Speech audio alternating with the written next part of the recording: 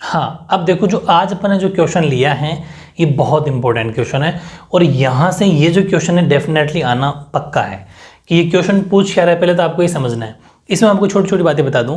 1 marks में question में आया हुआ है ये वाला, कौन सा, कि रिसोर्सेज प्लानिंग यानी कि जो संसाधन का नियोजन है वो किसे कहते हैं। 1 मार्क्स में डेफिनेशन पूछ लेते हैं, तो आपको डेफिनेशन लिखनी है। फिर आपसे ये भी पूछेगा कि व्हाट डू अंडरस्टैंड बाय, ये तो हो गया। फिर पूछेगा कि does a nation like India need resource planning, give reasons, यानी कि क्या भारत जैसे जो राष्ट्र है, भारत जैसा देश है, क्या उनको भी इसकी ज़रूरत है क्या, किसकी, संसाधनों को बचाने की। तो आपका आंसर होना चाहिए यस, उस भारत को भी ज़रूरत है। ठीक है, संसाधनों को बचाने की भारत को बहुत ज़रूरत है। क्योंकि देखो भारत के अंदर क्या है कि भारत में 28 स्टेट्स जो हैं, 28 जो राज्य हैं, उनमें डिफरेंट तरह के रिसोर्सेज हैं। ठीक है, अलग अलग तरह के रिसोर्सेज हैं। कहीं पर किसी की ज़्यादा है तो कहीं पर किसी की कमी है।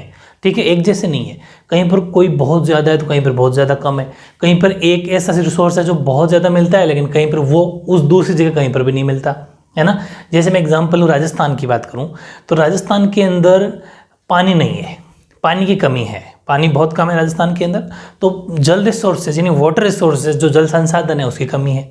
लेकिन राजस्थान के अंदर जो अदर रिसोर्स है कि विंड है, यानी कि जो विंड एनर्जी के सोर्स और सोलर एनर्जी यानी सौर ऊर्जा और पवन ऊर्जा, इनके यहाँ पर बहुत ज़्यादा सोर्स है। ये तभी तो क्योंकि यहाँ पर धूप बहुत अच्छी खासी पड़ती है, तो सोलर प्लांट बहुत ज़्यादा लगाए जाते हैं और सोलर प्लांट से बिजली लाइट पैदा की जा सकती है। तो वो सब तो है, लेकिन यहाँ पर अदर रिसोर्सेज नहीं है। ठीक है, ऐसे और भी खूब सारी जगह अपन पढ़ेंगे डिफरेंट के। इस वजह से हम ये कहेंगे कि हर जगह, क्योंकि अब राजस्थान के अंदर क्या नहीं है कि राजस्थान के अंदर पानी वाली चीज़ें, पानी कमी है, तो और कहीं अगर पानी ज़्यादा है तो पानी को तो बचाया जाए, क्योंकि राजस्थान के अंदर भी तो पानी नहीं, तो पानी से थोड़ी यहाँ के लोग प्यासे ही मर जाएंगे, इनको भी तो पानी की जरूरत पड़ेगी। तो फिर उस चीज़ को बचाई जाए। या फिर राजस्थान में सपोज कोयला होता है, तो ऐसा मान लो कि हरियाणा में कोयला नहीं होता, तो ये थोड़ी कि राजस्थान में कोयला खूब है तो कोयले को वेस्ट, क्योंकि अगर हमारे यहाँ नहीं होता तो हरियाणा को अपन भेजेंगे। ठीक है, लेकिन उस देश को देना तो पड़ेगा ना। इसलिए हर जगह अलग अलग होने की वजह से हमें हमारे भारत के अंदर बचा के रखना चाहिए।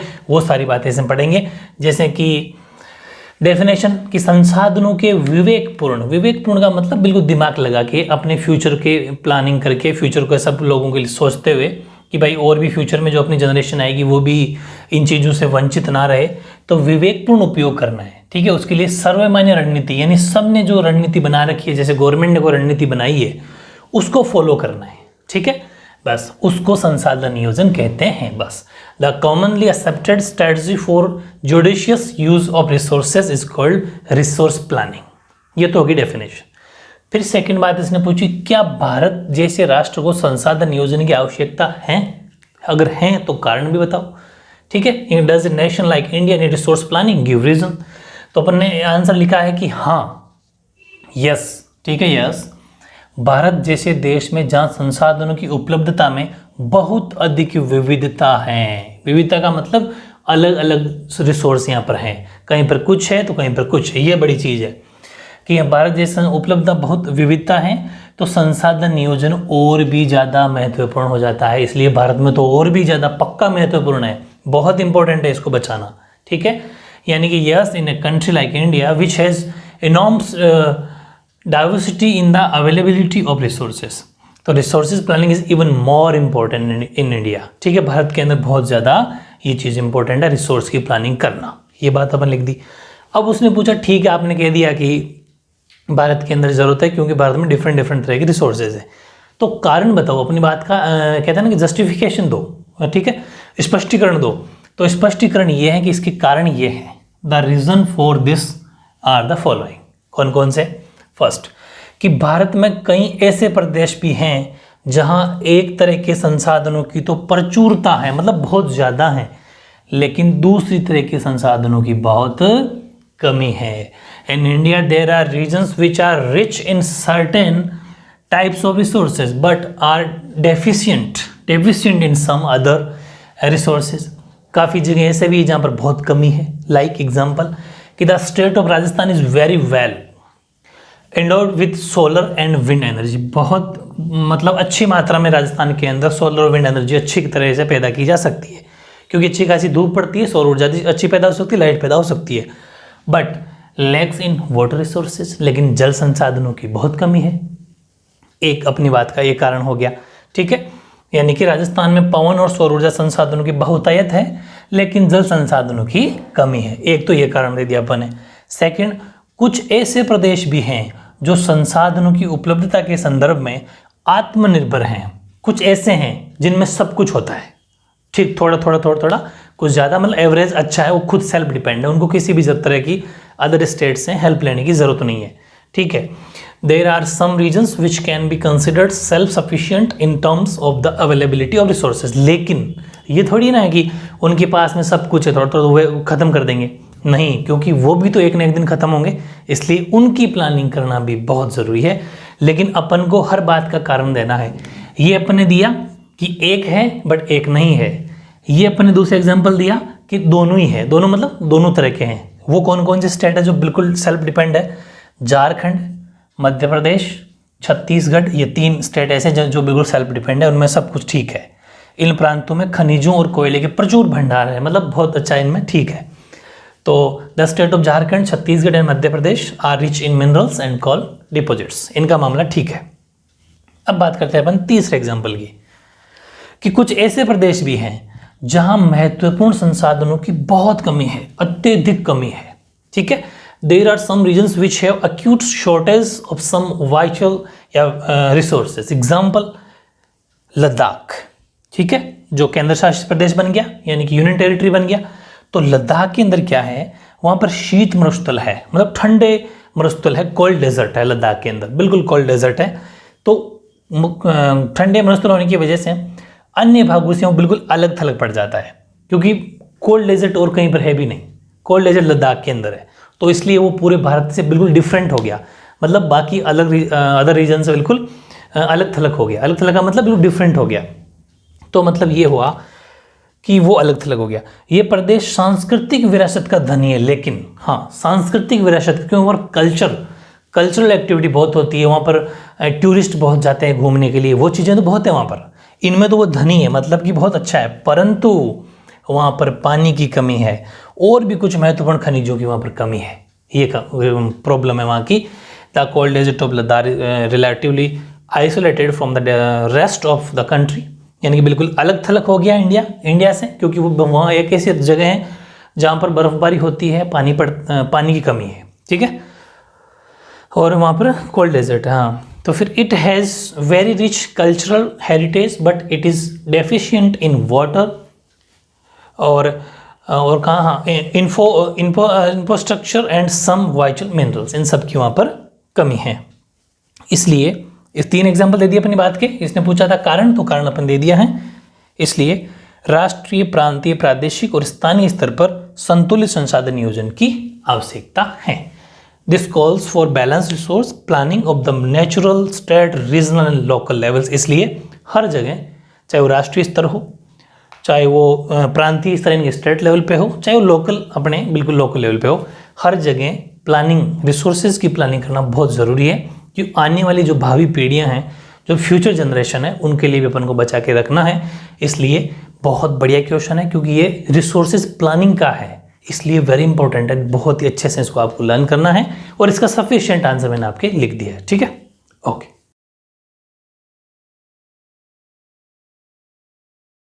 हाँ, अब देखो नेक्स्ट क्वेश्चन नंबर 12 और 13, इसके बाद मैं एक और लूंगा।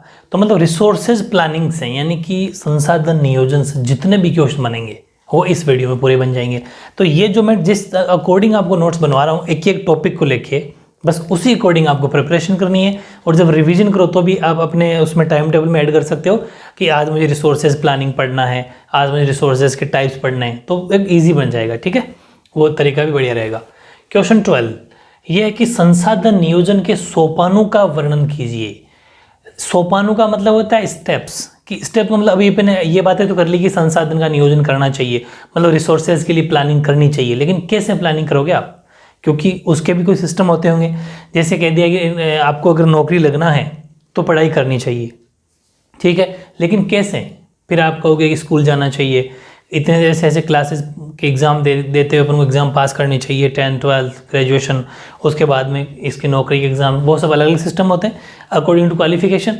तो वैसे ही इसके जो रिसोर्सेज प्लानिंग अपन अगर कर रहे हैं तो रिसोर्सेज प्लानिंग के लिए क्या क्या करना चाहिए वो आपसे एग्जाम में पूछेगा।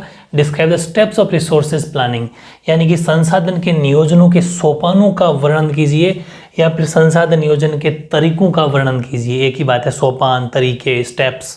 ठीक है, तो देखते हैं। अपन ने लिखा था लास्ट पिछले क्वेश्चन में कि राष्ट्रीय, प्रादेशिक एवं स्थानीय स्तर पर संसाधन नियोजन करना आसान कार्य नहीं है। ठीक है, अपने पिछली बार लिखा था कि इस लेवल पर संसाधन नियोजन करना चाहिए, पिछले क्वेश्चन लिखा था। तो अब यहाँ पर अपने वापस इसका फिर से क्वेश्चन स्टार्ट किया कि ये करना इतना ईजी नहीं है, इतना ईजी नहीं है। It is not an easy that to do resources planning at the national, regional and local level. तो फिर इट इज़ कॉम्प्लेक्स प्रोसेस, ये एक बड़ी मुश्किल और जटिल प्रोसेस है। और इसके कुछ स्टेप्स हैं, in which the following steps are, इसके कुछ स्टेप्स हैं, इसके कुछ सोपान है, वो निम्नलिखित हैं। सोपान कौन कौन से हैं अपन एक एक लेते हैं।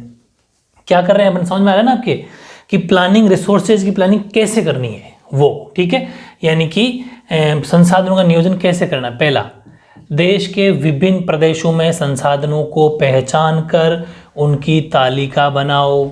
समझ में आ गई कि किस क्षेत्र के अंदर कौन सा रिसोर्स मिल सकता है, कौन सा संसाधन मिल सकता है, उसकी एक टेबल बना लो कि इस इलाके में ये वाला, इसमें ये वाला संसाधन मिल रहा है।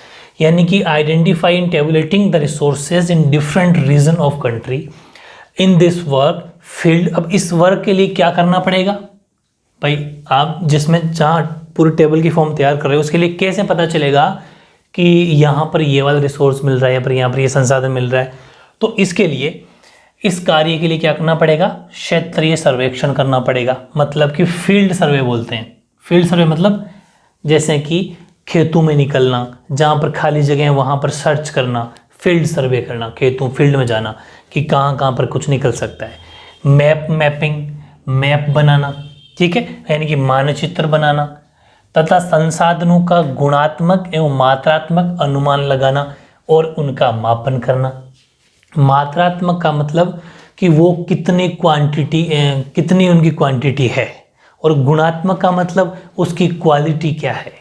अब यहाँ पर क्या होता है कि जो नॉर्मल बोलचाल के शब्द होते हैं, अपने बोलचाल में शब्द क्या है कि क्वांटिटी, क्वालिटी अच्छी है, क्वांटिटी कम है, या फिर क्वांटिटी ज़्यादा है। क्योंकि हिंदी बोलते हैं फिर भी अपने कुछ शब्द ऐसे होते हैं कि अपन उन शब्दों में हिंदी के अंदर भी इनको इंग्लिश वर्ड यूज़ करते हैं कि यार इसकी क्वालिटी बहुत अच्छी है। क्वालिटी का मतलब हो गया गुणात्मक, समझ में आ गई, और क्वांटिटी का मतलब हो गया मात्रात्मक। तो आप हिंदी में वर्ड कंफ्यूज मत हो ना, बिल्कुल ईजी है।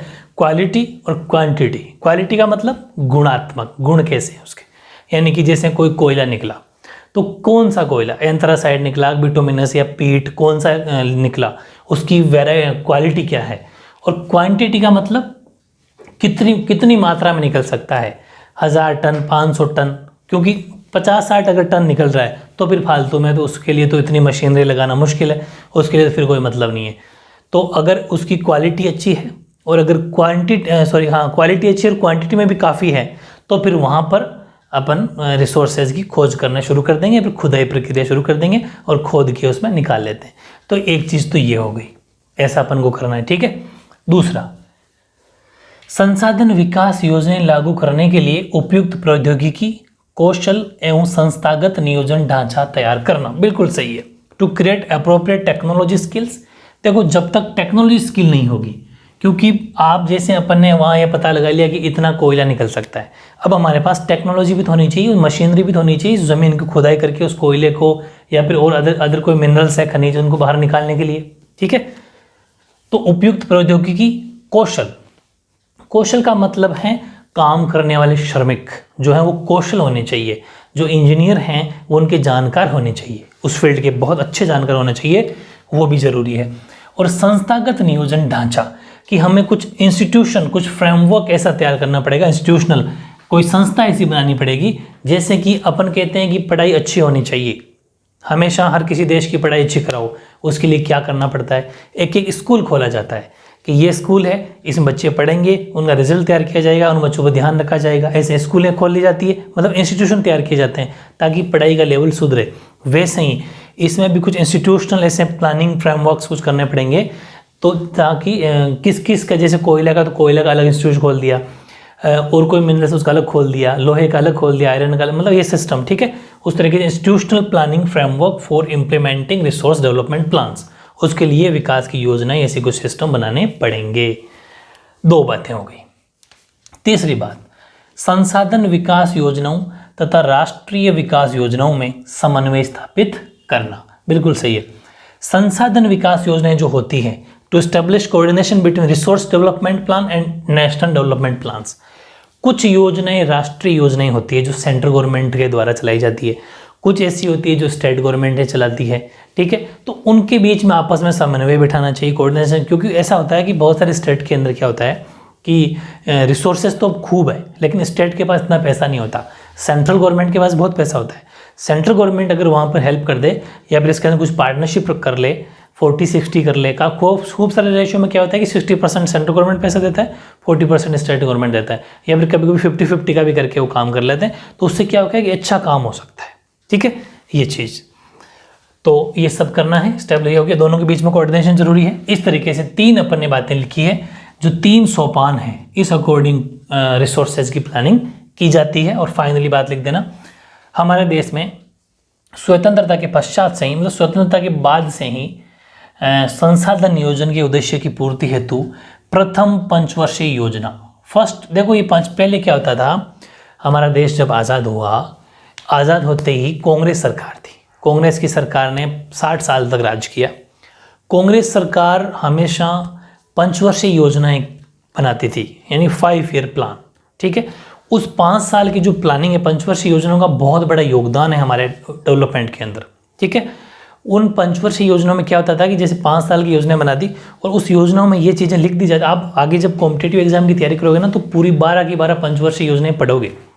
12वीं पंचवर्षीय योजना लास्ट थी, यानी कि 12 जो प्लानिंग कमीशन था वो लास्ट था। उसके बाद में मोदी सरकार जब आई तो इसको ख़त्म करके नीति आयोग बना दिया और उसको कैंसिल कर दिया। जो योजना आयोग था वो अब नहीं रहा, वो नीति आयोग बन गया। तो ये जितने भी 5-5 साल की योजनाएं थी वो ख़त्म कर दी गई 2015, है ना। तो लेकिन वो खैर आगे की बात है, कभी अगर आपकी प्लानिंग आएगा तो मैं उसको बहुत शानदार करा दूंगा। लेकिन अभी आपको ये समझना है कि जो पहली पंचवर्षीय योजना थी, पहली पंचवर्षीय जो 1951 में जो थी, वो पहली पंचवर्षीय योजना के अंदर ये सारी चीज़ें रखी गई। प्रथम पंचवर्षीय योजना के अंदर ही हमने प्रयास शुरू कर दिए थे कि हमें कैसे हमारे देश में डेवलपमेंट करना है, कैसे संसाधनों का विकास करना है, क्योंकि उस टाइम पर तो अपन आज़ाद हुए थे और बहुत ज़्यादा रिसोर्सेज भी नहीं थे। अभी तो आज तो बहुत अच्छे लेवल पर है, ये चीज़ है। तो ये भी आपको लिखना है, since independence in our country efforts have been made to fulfil the purpose of resource planning since the first 5 year plans, ठीक है, फर्स्ट 5 ईयर्स या first planning since the first 5 years, ये भी ठीक है, यानी कि पहले पंचवर्षीय योजना के अंतर्गत ये चीज़ें अपन को इसमें लिखनी थी।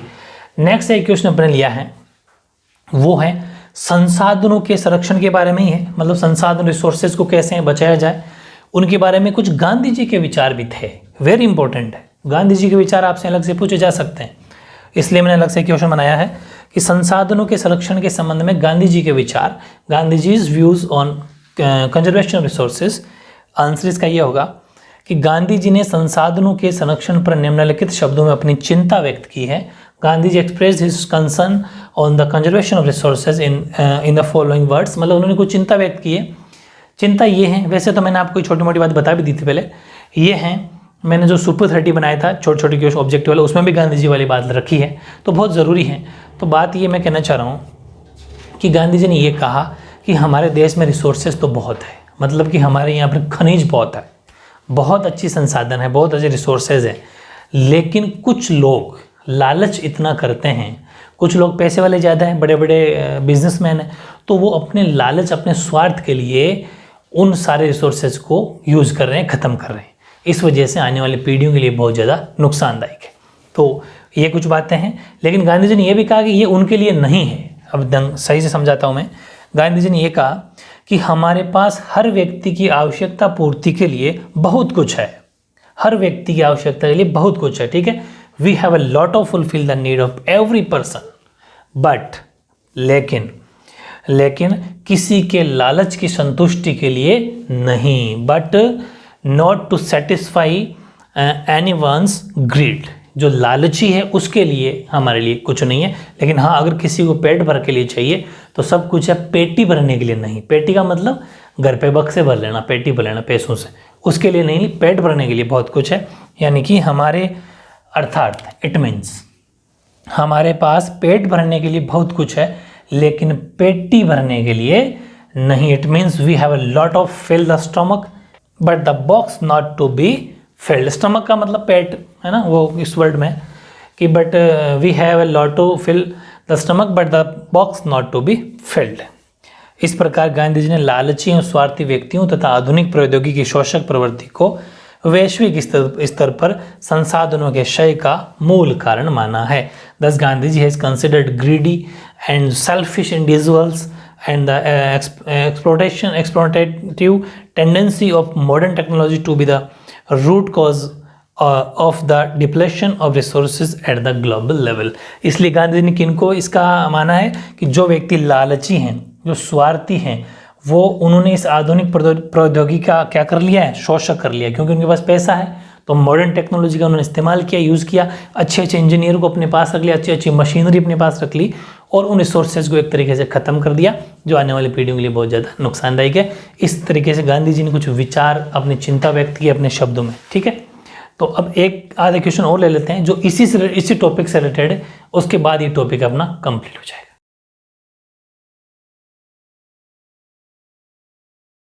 हाँ, तो मैंने 2 क्वेश्चन और लिए आपके, फिर ये टॉपिक अपना कंप्लीट हो जाएगा। ठीक है, क्वेश्चन नंबर 14 है संसाधनों के संरक्षण के 3 उपाय सुझाओ या फिर 3 उपाय बताइए। यानी कि suggest 3 measures for conservation of resources. मतलब कि जो संसाधन रिसोर्सेज का जो संरक्षण या कंजर्वेशन आप कर रहे हो, कोई 3 तरीके बता दो, उपाय बता दो कि कैसे करें।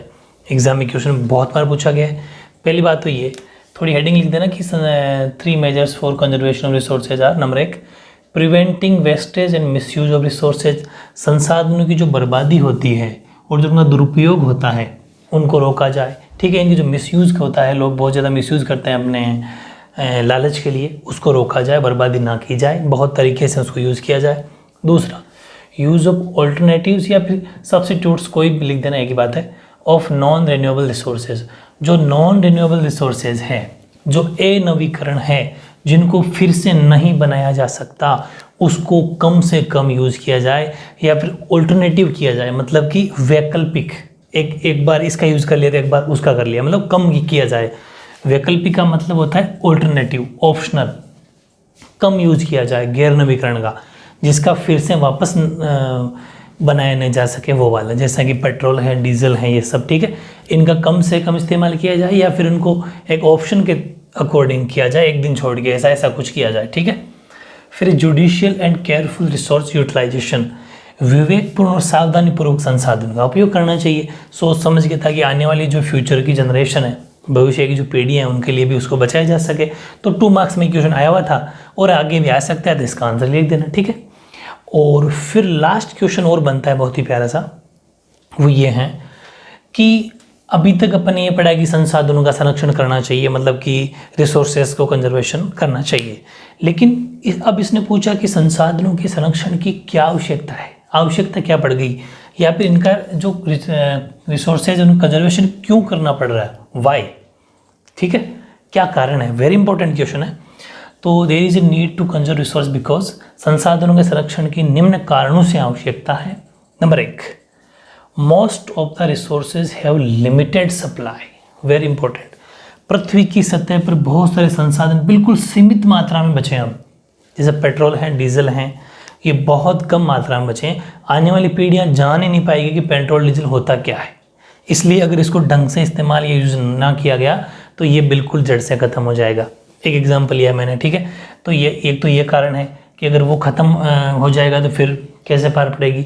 इसलिए संसाधनों का संरक्षण या रिसोर्स का कंजर्व करना बहुत ज़रूरी है। दूसरा, ओवर यूटिलाइजेशन। यूटिलाइजेशन का मतलब नहीं है यहाँ पर ओवर यूटिलाइजेशन। ओवर यूटिलाइजेशन का मतलब अति दोहन, मतलब लिमिट से ज़्यादा यूज़ करना, अति दोहन, अति उपयोग। तो ओवर यूटिलाइजेशन ऑफ रिसोर्सेज में कोज इन्वायरमेंटल प्रॉब्लम्स। संसाधनों के अति उपयोग के कारण पर्यावरणीय समस्याएं हो रही है बहुत ज़्यादा। ठीक है, एनवायरनमेंट डिस्टर्ब हो रहा है, तो हमारी पॉपुलेशन है ऑलरेडी, इतनी संख्या में बढ़ रही है, ग्लोबल वार्मिंग, मतलब बहुत सारी प्रॉब्लम हो रही है संसाधन का अति उपयोग की वजह से। और अति उपयोग होने के पीछे कारण भी है जनसंख्या का बढ़ना, पॉपुलेशन बहुत ज़्यादा बढ़ रही है, तो फिर संसाधनों का ज़्यादा से ज़्यादा यूज़ कर रहे हैं क्योंकि ज़्यादा संख्या में लोग हैं, ये एक बड़ा कारण है। और ओवर यूटिलाइजेशन ऑफ रिसोर्सेज में कोज सोशियो इकोनॉमिक प्रॉब्लम्स, संसाधनों के अति उपयोग के कारण सामाजिक आर्थिक समस्याएं उत्पन्न भी हुई है। बहुत सारी सामाजिक आर्थिक समस्याएं, मतलब कि जो गरीब है वो गरीब होता चला जा रहा है, अमीर अमीर होता चला जा रहा है। बहुत सामाजिक और समाज के अंदर भी बहुत सारी ऐसी प्रॉब्लम क्रिएट हो रही है। इसलिए इन सब वजह से हमें संसाधनों का संरक्षण करना बहुत ज़रूरी है। ये आपने कारण भी बता दिए। मतलब संसाधनों से रिलेटेड, रिसोर्सेज रिलेटेड जितने भी क्वेश्चन बन रहे थे वो अपन ने कर लिए। अब बहुत मेजर टॉपिक बच जाता है मृदा का, मतलब मिट्टी, सोइल का। वहाँ से बहुत बढ़िया क्वेश्चन आता है और फ्यूचर में बहुत, ये पूरा चैप्टर बहुत काम आएगा आपके आगे लाइफ में, बहुत इंपॉर्टेंट है। ढंग से आपको इसको पढ़ना है, आके बड़े बड़े कॉम्पिटेटिव एग्जाम के अंदर यहाँ से क्वेश्चन सीधे सीधे आते हैं, ठीक है। तो बहुत अच्छे से करेंगे। और सुपर 30 या फिर 35-40 क्वेश्चन में जो ऑब्जेक्टिव आपके टेस्ट लेता हूँ, हमेशा आपको उसको बार बार रिविजन करते रहना है। वो एक आपका टेस्ट है, हाथों हाथ आंसर भी मिल रहा है। वीडियो को पॉज कर लो, पहले आंसर खुद दे लो, फिर थोड़ा चलाओ, आगे आंसर मिल जाएगा। खुद मैच करो कितने आपके ठीक हुए, कितने आपके गलत हुए, तो खुद का सेल्फ टेस्ट हो जाएगा, ठीक है। ओके।